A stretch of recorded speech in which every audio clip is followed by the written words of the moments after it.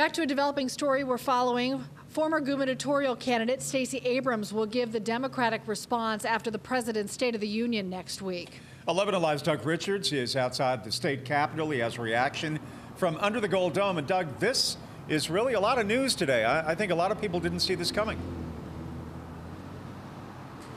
Certainly the Democrats that I talked to didn't see it coming. It's a big surprise because whenever the party out of power in the White House picks somebody to respond to the State of the Union address, it's nearly always a member of Congress or a governor, and Stacey Abrams has been neither of those things.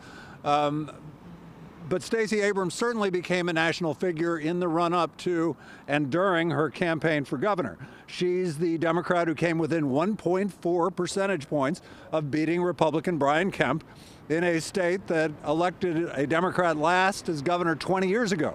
Abrams has kept her profile high in the week since then, with a lawsuit challenging voting procedures in Georgia and talk of another statewide candidacy, perhaps as early as next year. I talked a little while ago with a woman who served with Abrams in the Georgia legislature. It's going to give not only Stacey, but it gives Georgia an opportunity to be on the national stage, and I think we should all be proud of that.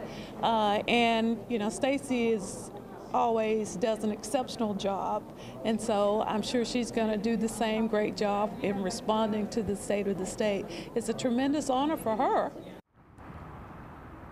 On Twitter, Stacey Abrams wrote this afternoon, "At a moment when our nation needs to hear from leaders who can unite for a common purpose, I'm honored to be delivering the Democratic State of the Union response."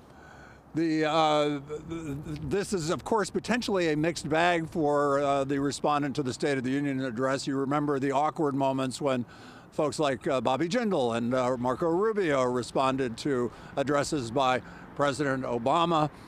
Stacey Abrams is widely respected, though, on both sides of the aisle for her ability to give a speech. And, you know, 2 years ago, you would have said that the leading Democrat of Georgia might have been Kasim Reed or even John Ossoff. Nowadays, I think there's no question that that title belongs to Stacey Abrams. Back to you. All right, Doug Richards reporting at the Capitol. Thank you so much.